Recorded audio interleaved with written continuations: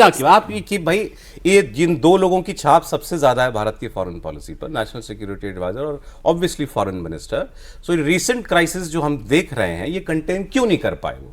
क्या इसमें कहीं कोई हमारी कमी है? और इसका बैकड्रॉप ये है कि हम चीन और हम जो है अपने डिफरेंसेस दूर करने लगे, अच्छी बात है ये, लेकिन उसकी वजह ये है कि आपके डिफरेंसेस अमेरिका के साथ इतने बढ़ गए। देखिए, अगर हमारी तरफ से कमी नहीं होती तो क्राइसिस क्रिएट नहीं होता। हम बिल्कुल ये नहीं कह सकते कि भाई हम बिल्कुल ठीक है, जो भी कमी है वो सामने वाले में है। हमारी जो फिलॉसफी भी है वो यही कहती है ना कि अगर कोई गलती है तो आप अपने अंदर झांको कि देखिए हम कहाँ पे, हमसे कहाँ चूक हो रही है। अमेरिका को आप चेंज नहीं कर सकते, डोनाल्ड ट्रंप को आप नहीं बदल सकते, हम अपनी पॉलिसीज चेंज कर सकते हैं, हम अपनी अप्रोच चेंज कर सकते हैं और हमें उसी के बारे में बात करनी चाहिए। तो अगर हमारा एक अप्रोच है जो हम अभी तक ले रहे हैं और वो अप्रोच अगर काम नहीं कर रहा है, ठीक है, पहले जैसे कि हमने पिछले प्रोग्राम में भी डिस्कस किया कि हमने डिफेंस डील्स को एक तरीके से फॉरेन पॉलिसी का टूल बनाने की कोशिश की, वो एक गलत पॉलिसी थी जिसको सुधारा सरकार ने। सरकार ने बाद में कहा कि भाई हम इसको जो है डिफेंस डील को यूज नहीं करेंगे अपनी फॉरेन पॉलिसी को परस्यू करने के लिए, जो कि देवेंद्र जी ने पिछले कार्यक्रम में कहा कि भाई प्रधानमंत्री ने इस बात को स्पष्ट कर दिया कि भाई जो कार्य जिसका है वो करेगा और इसकी चीजों को मिक्स नहीं करना है फॉरेन पॉलिसी में। अब देखिए हमारी पॉलिसी में क्या है, एक तो हम इंडिया में आपने देखा हवन भी हो रहे थे डोनाल्ड ट्रंप को राष्ट्रपति बनाने के लिए, इंडिया में बहुत कुछ हुआ, ठीक है, उल्टी पड़ गई आहुतियां हमारी। हाँ, तो मेरा कहना यह है कि हम अपने सारे एग्स को जब एक बास्केट में रखने का काम करते हैं तब ये चीजें होती हैं। और ओवर रिलायंस या ओवर ट्रस्ट, हमारे एक इमोशनल भी देश किस्म का हम देश हैं कि हम लोगों के साथ इमोशनली जुड़ जाते हैं कि ये हमारा दोस्त। फॉरेन पॉलिसी में कोई दोस्त नहीं होता, कोई दुश्मन नहीं होता, ठीक है, लेकिन हमारे प्रॉब्लम था। और हमने क्या है कि हमने ये मान लिया कि डोनाल्ड ट्रंप हमारे दोस्त हैं। चलिए ठीक है, हमने सबक सीखा, फिर हाँ। हमें उसका खामियाजा मान लीजिए कि हमने जरूरत से ज्यादा भरोसा किया, हम उसको भुगत रहे हैं, ठीक है। सवाल ये कि अब आप उसको कंटेन करने के लिए जो कर रहे हैं, क्या वो स्ट्रैटेजी ठीक है?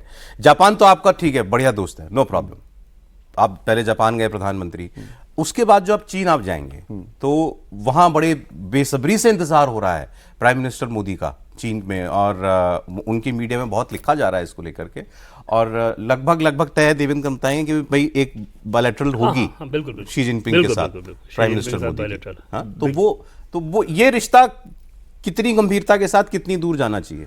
देखिए, चीन हमारा दोस्त तो नहीं हो सकता है, नहीं हो सकता, हमारा पार्टनर हो सकता है, हमारी एक पार्टनरशिप ऑफ कन्वीनियंस हो सकती है कि हम किसी 2-4 इश्यूज के, डोनाल्ड ट्रंप के मुद्दे पे हम एक साथ आ जाए। क्लियर वो हमारा दोस्त नहीं है और कभी नहीं हो सकता। भाई आपकी दुनिया भर की टेरिटरी आपकी क्लेम करता है, वो अरुणाचल प्रदेश पूरा राज्य आपका क्लेम करता है, वो आपका दोस्त कैसे हो सकता है? ठीक है, वो तो कभी नहीं होगा।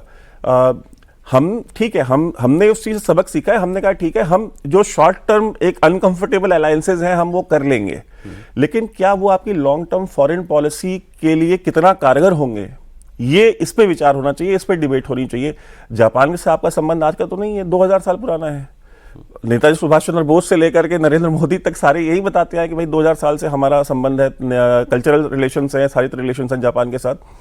अब बात यह है कि जापान तो आपका एलाई है, डोनाल्ड ट्रंप, अमेरिका क्या है कि अमेरिका का कोई सब्स्टिट्यूट आपके पास नहीं है, ये मान लीजिए आप, आपका सबसे बड़ा ट्रेडिंग पार्टनर है, आपका ट्रेड सरप्लस है, चाइना के साथ आपका ट्रेड डेफिसिट है, चाइना के साथ आप ट्रेड करेंगे, चाइना को बेचेंगे क्या? जिस रेट पे जो प्रोडक्ट अमेरिका आपसे खरीद रहा है, क्या वो चाइना के लोग खरीदेंगे?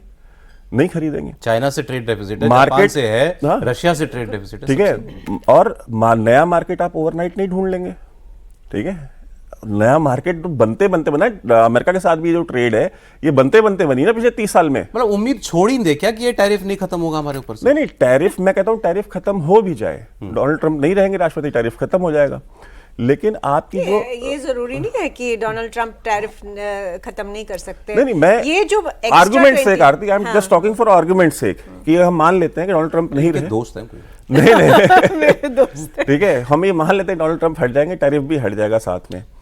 मेरा कहना यह है कि आप जो अमेरिका की पॉलिसी चला रहे हैं, अमेरिका ने क्लियर किया कि भाई आपको साइड चूज करना पड़ेगा, ये जो मल्टीपोलैरिटी का आप हमको चूरन दे रहे हैं, हम इसको एक्सेप्ट नहीं करेंगे। अब आपके पास 2 ऑप्शन है, या तो आप इंदिरा गांधी वाली पॉलिसी पे आ जाइए कि ठीक है भाई हम तो अब सोवियत यूनियन के साथ ही हैं, हम रशिया के साथ ही हैं, ठीक है। मल्टीपोलैरिटी में अगर आपको रहना है तो आपको उतनी डेलिकेट डिप्लोमेसी करनी पड़ेगी। मैं आरती की एक चीज से अब लोगों को बहुत बुरा लगता है, ऑडियंस को भी, हर किसी को अच्छा लगता है ना कि यार हमारा विदेश मंत्री जाए और ट्रोल करके आए, देखिए वो काम विदेश मंत्री का नहीं है और उनको नहीं करना चाहिए। और ठीक है, अपने मैसेजिंग करने के लिए क्या भारत में 70 साल से फॉरेन पॉलिसी नहीं चल रही थी? क्या जो अमेरिका के साथ हमारा जो एक $100 बिलियन से लगभग $150 बिलियन का जो ट्रेड हुआ, वो जिन फॉरेन मिनिस्टर्स के रेजिम में हुआ, तो क्या उन्होंने कोई डिप्लोमेसी नहीं की थी? क्या उन्होंने फॉरेन पॉलिसी नहीं चलाई थी? तो मेरा कहना ये कि एक ऐसा रिलेशन है जिसका आपके पास सब्स्टिट्यूट नहीं है और ग्लोबल ठीक है, सुपर पावर ठीक है। अमेरिका ही है।